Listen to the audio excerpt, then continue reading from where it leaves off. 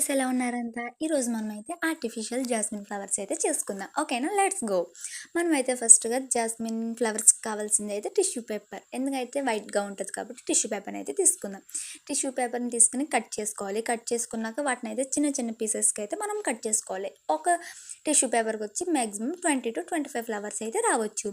ఒకసారి అయితే మా వీడియో అయితే చూడండి. అదిగోండి, చిన్న చిన్న పీసెస్కి అయితే కట్ చేసుకుందాం.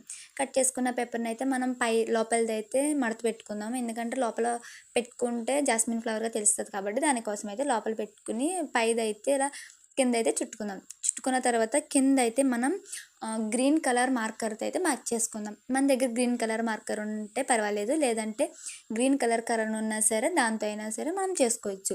మార్కర్ కంటే కలర్ అయితే ఇంకా బాగా వస్తుంది, ఎందుకంటే కలర్ కాబట్టి దాంట్లో మనం ముంచి తీసేసరికి గ్రీన్ కలర్ అయితే బాగా కనిపిస్తుంది. అదే మార్కర్తో అయితే అంతలా బాగోదు, కానీ నా దగ్గర అయితే గ్రీన్ కలర్ మార్కర్ ఉంది కాబట్టి నేను దాంతో అయితే ట్రై చేశాను. నాకు కూడా అయితే చాలా బాగా వచ్చింది. దాన్ని కూడా ఎక్కువైతే ప్రెస్ చేయకూడదు, ఎందుకంటే టిష్యూ పేపర్ చిన్నగా ఉంటుంది కాబట్టి, మెత్తగా ఉంటుంది కాబట్టి అదైతే నలిగిపోద్ది. ఒకసారి మీరు కూడా ట్రై చేయండి. బాయ్ గైస్, మా వీడియో నచ్చితే లైక్ చేయండి.